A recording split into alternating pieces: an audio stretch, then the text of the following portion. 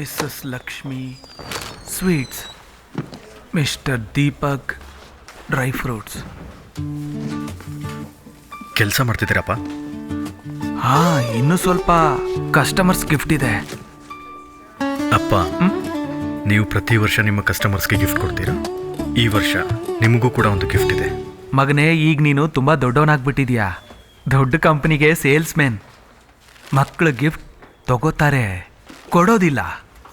ನನಗೆ ಗೊತ್ತಿತ್ತು ನೀವು ಇದನ್ನೇ ಹೇಳ್ತೀರಾ ಅಂತ. ಅದಕ್ಕೆ ಈ ಗಿಫ್ಟು ನಾನು ನಿಮಗಲ್ಲ, ನಿಮ್ಮ ಬಿಸ್ನೆಸ್ಗೆ ಕೊಡ್ತಾ ಇದ್ದೀನಿ. ಬಿಗಿನ್.